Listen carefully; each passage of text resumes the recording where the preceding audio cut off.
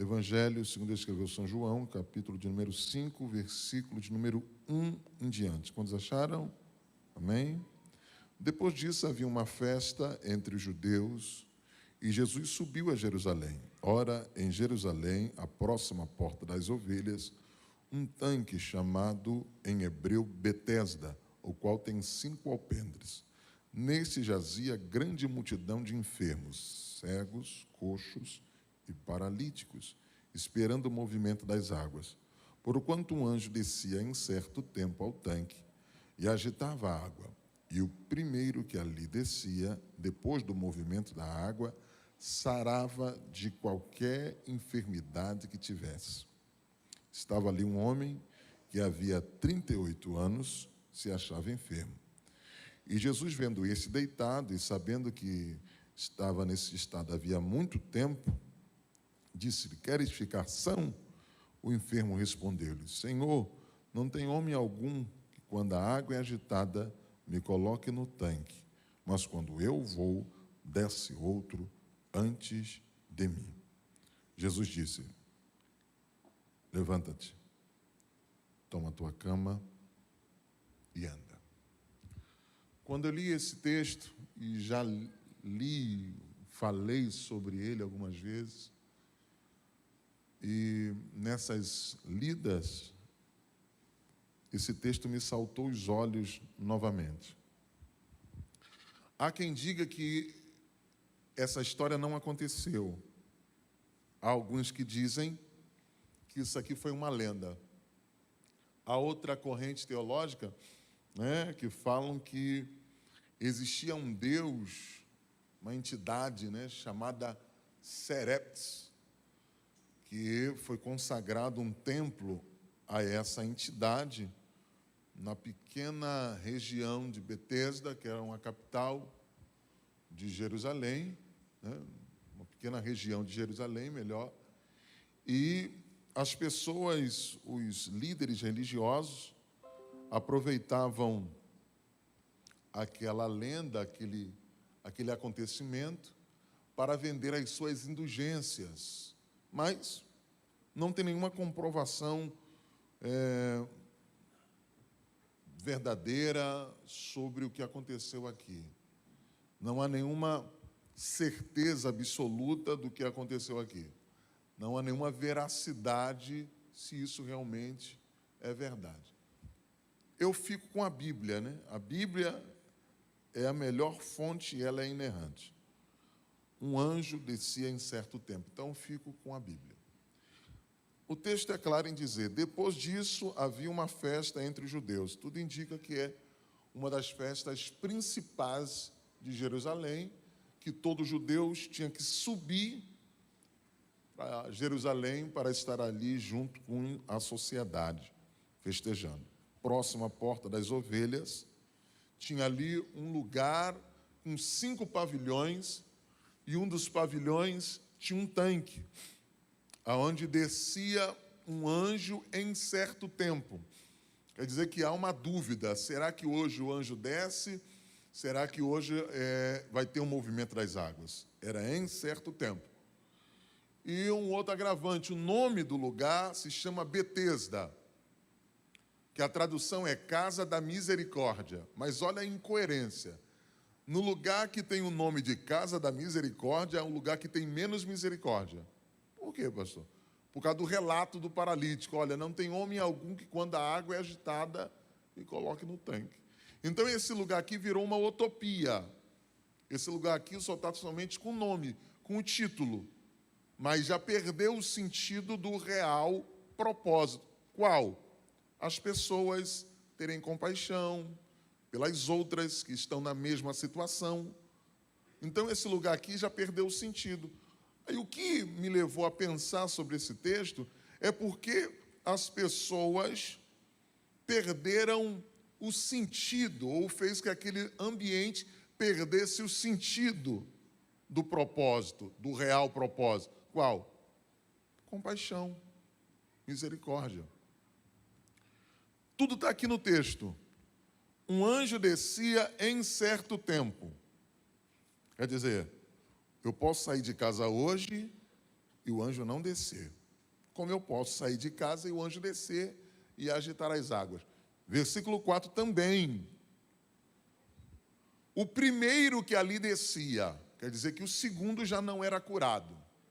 Então, por causa dessas incertezas, dessas inseguranças daquele ambiente, o medo de não acontecer algo na sua vida foi tirando do coração daquele povo a compaixão e a misericórdia. E é até legítimo isso. É uma justificativa legal. Pois eu saio de casa com uma dúvida. Será que hoje o anjo desce? Saio com outro agravante, eu tenho que ser o primeiro. Eu chego naquele lugar que tem uma série de pessoas, dezenas de pessoas, querendo a mesma coisa do que eu, irmão, farinha pouco, meu pirão primeiro, já dizia minha avó. Sai daqui, sai. Então aquele lugar foi perdendo sentido por causa das suas deficiências, por causa das incertezas do ambiente. E eu vou aqui já compartilhar algo com os irmãos aqui. Tudo que você falar para mim, em relação à sua vida, à sua dificuldade, é legítimo. E não estou aqui para diminuir. Mas isso não te dá a legalidade, isso não te dá a segurança, isso não te dá o direito da sua vida perder o sentido. Beleza? Vou dizer com a Bíblia que fica melhor. Eu me lembro muito bem que quando Noemi, ela já velha, avançada em idade, marido morto, filhos mortos, e ela vira para as suas duas noras. A justificativa de Noemi é legítima. Ora, eu já sou velha, não tenho mais idade para me casar, e se eu me casar, engravidar, não vou colocá-la debaixo de um jugo. Esperar a criança crescer para vocês se casarem, vocês estão liberadas. Ofra ouve a justificativa no meio de uma insegurança, de um medo. Sabe o que eu vou fazer? Vou catar minhas trouxas e vou embora. Só que Ruth olhou aquela situação e era realmente legítima, mas o propósito maior ali era a família. Ela falou assim, não, essa situação não tem poder de tirar a minha essência. O teu Deus é o meu Deus. A tua terra é a minha terra. Aonde pisar o teu pé, pisarás eu. Então, tudo que você me falar ainda não vai ser palpável, concreto, para você, dessa situação, tirar de você a sua essência. Você é maior do que essa situação. Não deixe que o ambiente de medo, de insegurança, venha, deformar você. Venha tirar de você a sua identidade, o seu propósito maior. O que aconteceu aqui nesse lugar foi que a dificuldade do momento foi tirando da humanidade o propósito maior, a compaixão. E o nome do lugar é Casa da Misericórdia. Só para nós endosarmos isso aqui. Quem se lembra daquelas duas mulheres? Duas prostitutas. Uma dormiu por cima do seu filho. Aí ela pega o filho dela morto, coloca nos braços da outra mãe. Ela pega o filho da outra que estava viva e coloca nos seus braços. As duas acordam e falam assim, esse daqui não é meu filho não, esse daqui que é o meu. A contenda se agravou a tal ponto que parou diante do rei Salomão. Salomão só viu uma chance, Só viu uma solução. Vou rasgar a criança no meio. Aí a falsa mãe rasga, nem meu e nem dela. A verdadeira mãe falou, isso aqui já perdeu o sentido. Porque se o propósito é para eu defender o que é meu, o rei falou que vai rasgar no meio, esse desgaste para mim já perdeu o sentido. Então esse momento de insegurança não tem poder de tirar de mim quem eu sou. Meu Senhor, entrega meu filho a essa mulher. É isso que eu quero que você entenda aqui nessa noite. Que essa situação de insegurança, de medo, de deserto, não tem poder de tirar a tua essência. Tu é maior do que isso. Tu é maior do que isso. Tu é maior do que isso. Tu é maior do que isso. Aí eu me lembro muito bem, e já começando a entrar na mensagem, quando Isaac, Deus fala com ele, olha Isaac, não desça ao Egito, vá para Gerar. Aí ele desce a Gerar. Aí quando vocês sabem, né? Deus prospera muito a vida de Isaac, absurdamente, que Abimeleque fala assim, olha, a terra não nos comporta mais. Vá-te embora. Ele falou, então tá bom, eu vou-me embora. Quando ele está indo embora, ele encontra 2 poços. E o texto é lindo em dizer, Isaac deixou o mesmo nome que deu a Abraão, seu pai. Berseba, poço do concerto, poço da aliança. Quando Isaac desentulha os poços e os filisteus vê as águas vivas jorrando, abre contenda com Isaac. Aí Isaac olha para aquilo ali e fala assim, irmão, se o nome que deu meu pai é poço do concerto, e aonde deveria ter concerto está me abrindo contenda, isso aqui já me perdeu o sentido. Coloca o nome de Ezeque, poço da contenda, porque isso aqui para mim já perdeu o sentido. Eu não vou me desgastar com aquilo que já perdeu o sentido. Ele desce mais um pouco e encontra um outro poço e deixa o mesmo nome que deu a Abraão, seu pai, Berseba, poço do concerto. Só que os filisteus abriram contenda com Isaac novamente. Fala assim, não vou me desgastar com isso não. Isso para mim já perdeu o sentido. Coloca o nome de Sitna, poço da inimizade. Essa é a palavra que eu quero deixar com vocês aqui nessa noite. Pare de se desgastar com aquilo que já perdeu o sentido. Você é maior do que todo esse desgaste que está tentando deformar a tua identidade e a tua essência. Deus te trouxe aqui nesta noite só para você ouvir essa palavra. Ei, não é a terra que é abençoada. É você que é portador de uma bênção. Para você ter uma ideia, o que Deus está querendo fazer hoje aqui contigo, tem coisas que já perdeu o sentido e ainda você está valorizando. Como, pastor? Quem se lembra de José? Seus irmãos vieram ao Egito. Quando José vê os seus irmãos, a Bíblia diz que ele entende tudo aquilo que aconteceu com ele. Foi vendido, caluniado, preso, papapá. Então aquilo que estava dividindo, separando a família, já tinha perdido o sentido. A tal ponto que José falou assim, eu sou José, eu sou vosso irmão. Deus está me trazendo aqui algo para você. Ei, sabe aquilo que está trazendo frieza na tua casa? Que está acabando com a comunhão da tua família? Deus está enfraquecendo aqui nessa noite. A tal ponto que isso já perdeu o sentido. Por que dessa desunião? É que nem, irmãos, é tão lindo, quando Jacó volta a Betel, quando Esaú vê e fala assim, ô Jacó, para que aqueles presentes? Foi para aplacar a tua ira, meu irmão. Não, meu irmão, Deus também tem me abençoado aqui nessa terra. Engraçado que Jacó saiu de Betel, fugitivo, tudo pelo medo. Por quê? Por causa da riqueza que Esaú queria. E agora exatamente era aquilo que Jacó estava mandando na frente. Gados, presentes. Por quê? Porque aquilo que serviu para dividir já tinha perdido o sentido. Deus está restaurando hoje aqui a tua família. Porque aquilo que você está valorizando, remoendo, sabe, fortalecendo, já perdeu o sentido. Porque o propósito maior é a restauração da tua casa. Quando nada faz mais sentido, é muito perigoso para nós. Por quê? Porque nós começamos a desvalorizar o que realmente tem sentido. Deus te trouxe hoje aqui para um resgate da sua identidade. Jacó estava voltando para Betel para um resgate da sua identidade. Outro dia eu estava ouvindo uma reportagem de um cantor muito famoso.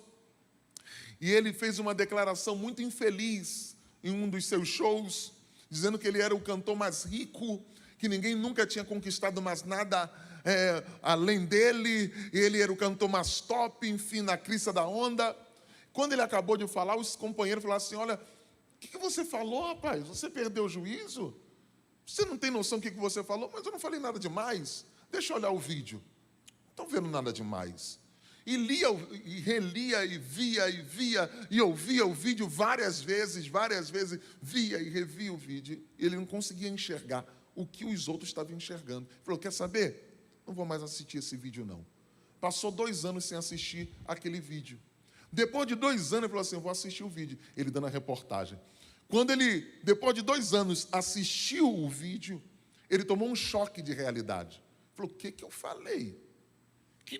Aonde eu estava com a cabeça que eu falei isso? Palavras dele, caí em depressão. Fiquei 1 ano depressivo.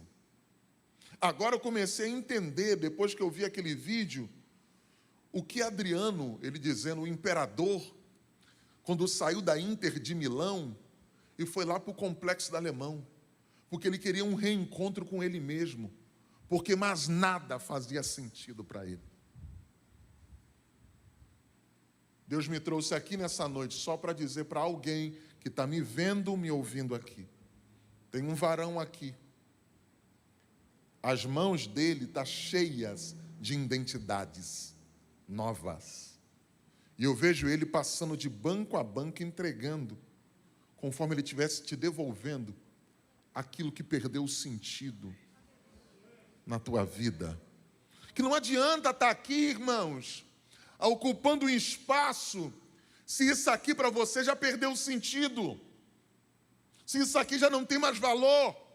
A Bíblia diz, aquele que conhece, guarda os seus mandamentos, mas quem não guarda é mentiroso, mas quem guarda, o amor do Pai está nele, e ele é aperfeiçoado perfeitamente pela palavra.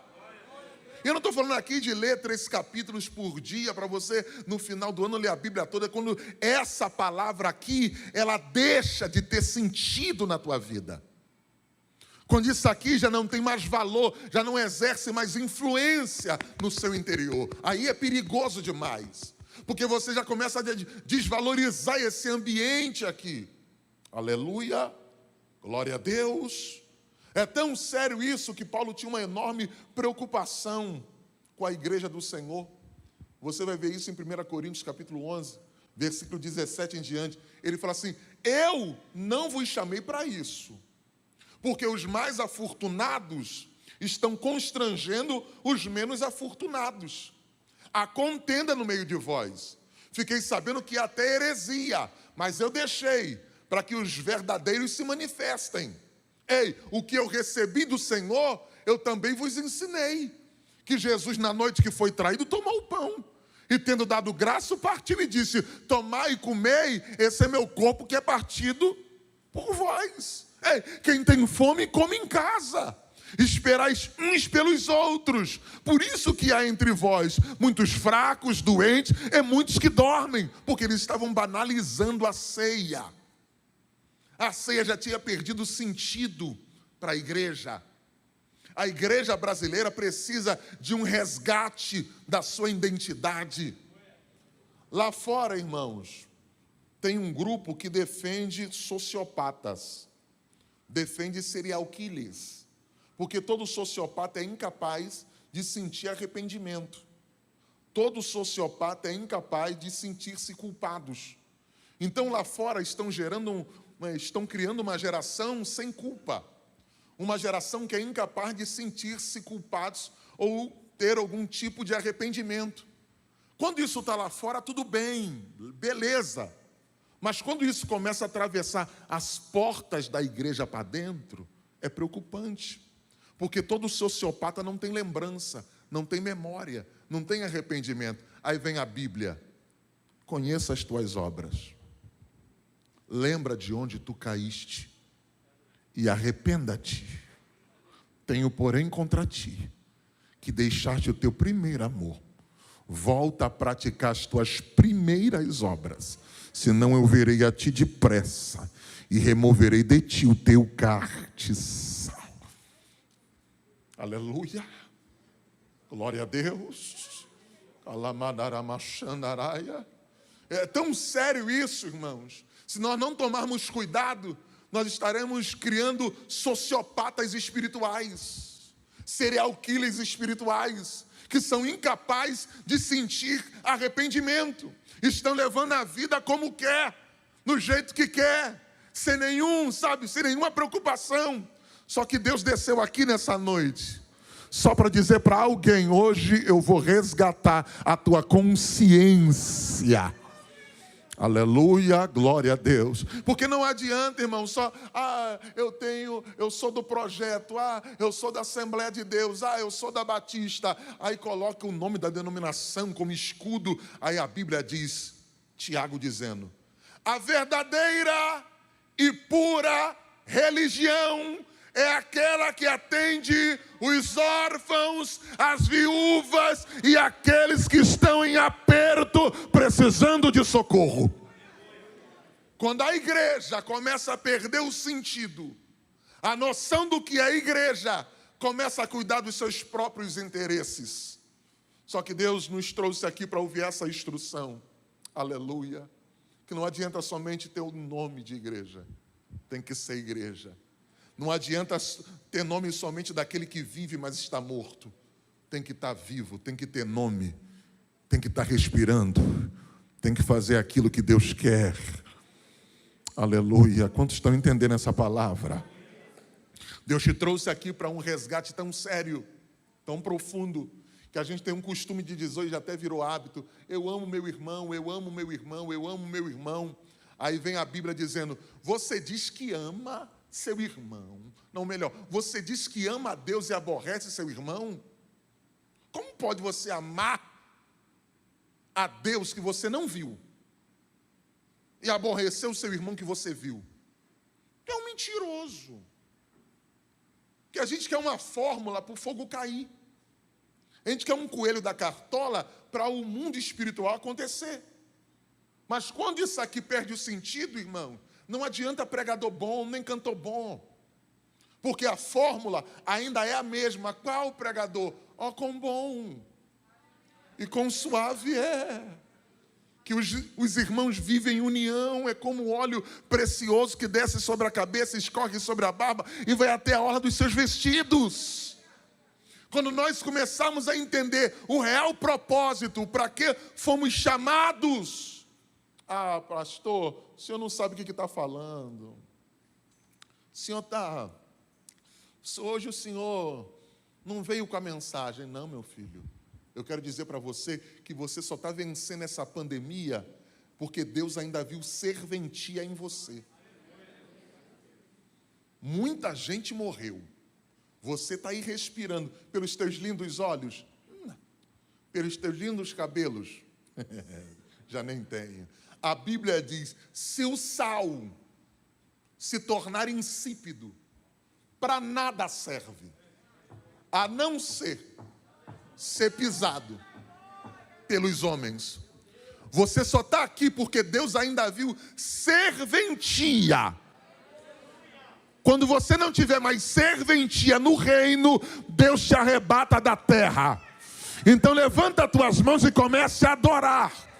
Porque tu tens uma chamada, tu tens um propósito, tu tens uma promessa. Ai de ti se voltar atrás. Escolhido não tem escolha. Aleluia. Só que nós estamos aqui, querendo receber poder, e eu também quero. Aí eu me lembro muito do povo de Jerusalém, voltando da Babilônia. Você vai ver isso, e olha que não foi nada combinado. Você vai ver isso em Neemias, capítulo 8, verso 4. Olha o texto. Foi feito um púlpito de madeira. Melhor, Esdras estava sobre um púlpito de madeira, preparado para aquele fim, criado para aquele fim. Qual? Ler a palavra do Senhor. Esse texto é atemporal. A igreja tem perdido tanto o sentido que os púlpitos hoje é para autopromoção. Mas para aquela época ali, foi feito um púlpito de madeira, só para Esdras ler a palavra. Só que aqueles que nasceram na Babilônia, pastor Uzias, não entendiam o que Esdras estava falando, porque Esdras falava o aramaico antigo, e aqueles que nasceram na Babilônia já não entendiam mais o aramaico antigo. falavam a linguagem dos caldeus. Então, para eles ali, ouvindo Esdras, não estava tendo sentido o culto. Só que no meio daquele povo que não estava entendendo o sentido do culto, tinha os anciões, os velhos, os remanescentes de Jerusalém. Está aqui, ó, verso 8 do capítulo 8. E leram um livro na lei de Deus, e declarando e explicando o sentido, faziam que lendo se entendessem.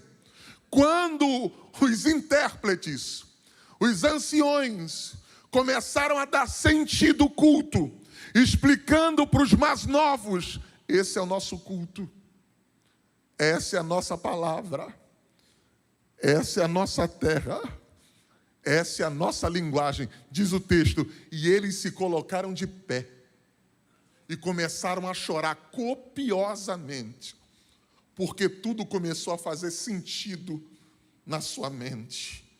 Enquanto eu estou liberando essa palavra, oh, glória a Deus, Deus hoje está operando na nossa mente aqui.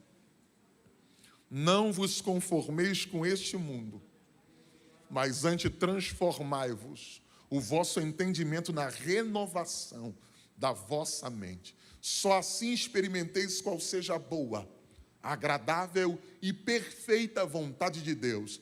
Eu quero que os anciões, as pessoas com experiência, os adultos com experiência, levante as mãos. Aqueles que têm experiência na igreja, aqueles que têm experiência de vida, levanta as mãos. Deus está te dando uma incumbência nesta noite, para você instruir uma geração que não teve os privilégios e a oportunidade que você viveu, a história que você viveu. Deus está colocando sobre os seus ombros aqui nessa noite uma responsabilidade para uma geração não se perder. Aleluia, glória a Deus. Que brote no seu coração nessa noite o mesmo sentimento do apóstolo Paulo. Eu sinto dores de parto até agora, até que Cristo venha a ser gerado em vós. Em outras palavras, eu não sossego enquanto Cristo não estiver dentro do coração de vocês. Alabadarai, Jamassúria. Eu estou pregando aqui. Nós estamos numa cirurgia espiritual, onde Deus está tirando esse coração de pedra e está colocando um coração de carne, para a tua casa voltar a ter sentido, para o teu casamento voltar a ter sentido, para o teu ministério voltar a ter sentido, para a tua vida voltar a ter sentido. Só que nós queremos dar perna em Jesus.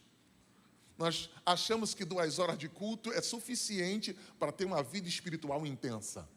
Nós achamos que 1 hora orando, meia hora, 10 minutos, fazer um jejum de 7 a meio-dia é suficiente para nós termos uma identidade com Deus. Isaías 58, verso 1. O Senhor diz: grite com toda a força, sem parar. Grite alto, como se fosse uma trombeta.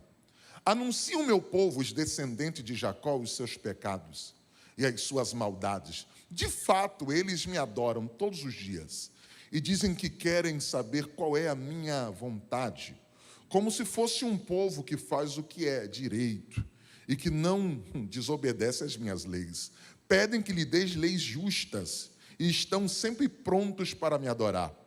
O povo pergunta a Deus: que adianta jejuar se tu não me notas? Por que passas fome se tu não te importas com isso? O Senhor responde: a verdade é que nos dias de jejum vocês cuidam dos seus próprios negócios e exploram os seus empregados. Vocês passam os dias de jejum discutindo e brigando e chegam até a bater uns nos outros. Será que vocês pensam que, quando jejuam assim, eu vou ouvir as suas orações? O que eu quero que vocês façam no dia de jejum? Será que eu desejo que vocês passem fome? Que se curvem como um bambu? Que se vistam como um pano grosseiro? E se deitem em cinzas? É isso que vocês acham de jejum? Acham que um dia de jejum assim me agrada? Não! Não é esse o jejum que eu quero. O que eu quero que vocês soltem os que foram presos injustamente, que tirem de cima deles o peso que os faz sofrer, que ponham em liberdade os que estão sendo oprimidos, que acabem com todo tipo de escravidão. O jejum que me agrada é que vocês repartem a sua comida com os famintos, que recebam em casa os pobres, que estão desabrigados, que deem roupa aos que não têm, e nunca deixe de socorrer os seus parentes. Então a luz da minha justiça brilhará como o sol, e logo vocês todos ficarão curados.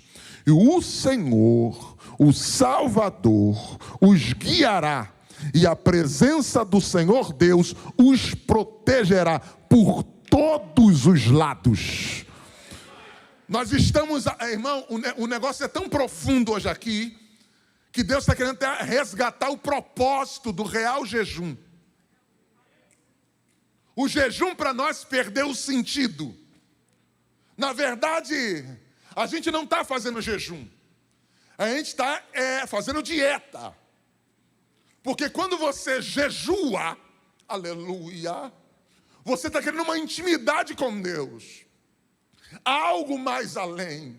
Mas além do jejum, as suas obras, as suas atitudes falam muito mais do que as suas palavras. Aleluia. A Bíblia já diz, se eu quisesse jejum, eu pediria. O que eu quero de vocês é um coração quebrantado, contrito, não desprezarás. Oh Deus, oh aleluia. Recebe essa palavra. Recebe essa palavra. A igreja brasileira vai voltar. Os cultos vão voltar a ter sentido. A tua casa vai voltar a ter sentido. Teu ministério vai voltar a ter sentido. Eu termino essa palavra dizendo para você, o filho pródigo, quando perdeu o sentido do que ele realmente era, começou a se comportar como escravo. Mas lá no chiqueiro de porcos, diz o texto, e ele caindo em si disse, levantar-me-ei, irei ter com meu pai. Dir-lhe-ei, pai, pequei contra os céus e contra ti. Já não sou digno de ser chamado teu filho. Faze-me como um dos teus trabalhadores. Quando o pai ouviu o relato do filho arrependido, diz o texto, o pai pegou da sandália dele. Eu calço 43, 44. Meu sapato não dá no pé no Uzias. Dá não. Mas no mundo espiritual, quando você se arrepende, a roupa do pai, a sandália do pai, cabe em você. Quando você começa a entender, quando você começa a reconhecer o seu propósito, oh glória, levanta as mãos, recebe essa palavra. Deus me trouxe aqui só para dizer isso. Hoje é uma noite de mudança de comportamento. Mas é 38 anos, não interessa. Você vai ter que mudar o comportamento. Para a tua vida voltar a ter sentido, vai ter que mudar o comportamento. Quer ficação? Não tem homem algum que quando a água é agitada me coloque no tanque. Não foi essa a pergunta. Eu estou dizendo que o que fizeram com você não vai ter poder de influência para tirar a tua essência. Eu não quero saber o que aprontaram com você. Eu não quero saber as traições que você sofreu. Eu quero dizer para você, quer ficação? Hoje aqui eu estou fechando um ciclo. Iniciando um novo ciclo na tua história. Se eu fosse perguntar naquela fila como você foi curado, todos iriam me dizer, um anjo desceu, agitou as águas e eu fui o primeiro e fui curado. Mas se fosse perguntar para o paralítico, como que você foi curado? Um homem chegou na minha frente, disse, quer ficação? A tua história será diferente. da de todas que você já viu, diz o Senhor dos Exércitos. Aleluia, glória ao nome de Jesus. Agora imagina aqui, irmão, 38 anos, o nervo está colado, ele está acostumado naquela condição, 38 anos, mas Jesus, pega o teu leito, levanta e anda. É diferente do paralítico da Porta Formosa, que entrou saltando e pulando. O que Jesus está dizendo é o seguinte: o curar é comigo, o ter coragem de se levantar depois de muitos anos no mesmo comportamento é com você. Vai doer, mas dá para andar chorando. Vai chorar, mas dá para orar chorando. Aleluia, tem gente que está entendendo aqui. Dá para dizer não ao pecado, enquanto no interior está querendo dizer sim. Dá para negar a carne, sofrendo, aleluia, mas dizendo sim para o céu. Quer ficação? Pega o teu leito, levanta e anda. Dá para andar com medo, irmãos. Imagine a insegurança do paralítico. Será que eu vou cair? Quem te mandou você se levantar não foi homem da terra. Não, você não está entendendo. Quem está te colocando hoje de pé não é o homem. Porque as pessoas do tanque dependiam do outro para colocá-las nas águas agitadas. Só que quando o homem ajuda, mais cedo ou mais tarde, alguns te jogam em rosto aquilo que te fez. Mas quem está te... Aleluia. Não é homem da terra. E ele não lança em rosto. Quer ficação? Levanta. E anda. E anda. Eu profetizo aqui. Teu ministério vai andar a partir de hoje. Teu casamento vai andar a partir de hoje. A tua vida está voltando a ter sentido a partir de hoje. Teu casamento, tua família. Quem te curou? Não sei. Mas hoje não é dia de ninguém ser curado. Hoje é sábado. E Jesus falou: o homem não foi feito para o sábado, mas o sábado para o homem. Quando o homem coloca a mão, ele muda o sentido daquilo que Deus preparou. Só que hoje Deus está tirando a mão do homem.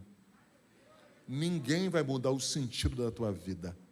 Eu estou anulando todas as armadilhas, intempéries, todos os laços, arapucas que tentaram deformar a tua essência. Se coloquem de pé em nome de Jesus e eu termino essa palavra agora. Eu sei que hoje é uma quarta-feira, mas no mundo espiritual hoje é sábado. Sábado é liberdade. Se a igreja tiver mais um pouquinho ligada, eu ouço nitidamente aqui, como grilhões sendo despedaçados em algumas áreas da tua vida aqui nesse lugar. O Espírito do Senhor Jeová está sobre mim, porque o Senhor me ungiu para pregoar boas novas aos mansos. Enviou-me a restaurar os contritos de coração e proclamar, aleluia, aleluia, liberdade aos cativos e abertura de prisão aos presos e a pregoar o ano aceitável do Senhor. Aleluia. Quem deu crédito à nossa pregação? E a quem se manifestou o braço do Senhor, foi subindo como renovo perante ele, como uma raiz de uma terra seca, aleluia, não tinha parecer nem formosura, aleluia, nenhuma beleza víamos para que o desejássemos, era desprezado, e o mais indigno entre os homens, homem de dores, experimentado nos trabalhos, homens a qual os homens escondiam o rosto, mas pelas suas pisaduras fomos sarados. O castigo que nos traz a paz estava sobre ele. Deus está entrando hoje na tua vida e te dando um sábado espiritual de liberdade. Se a igreja estivesse toda ligada. Aprendei de mim que sou manso e humilde de coração, e encontrará descanso para as vossas almas, porque o meu jugo é suave e o meu fardo é leve. Tomai sobre vós o meu jugo, porque o meu jugo verdadeiramente é suave e o meu fardo verdadeiramente é leve.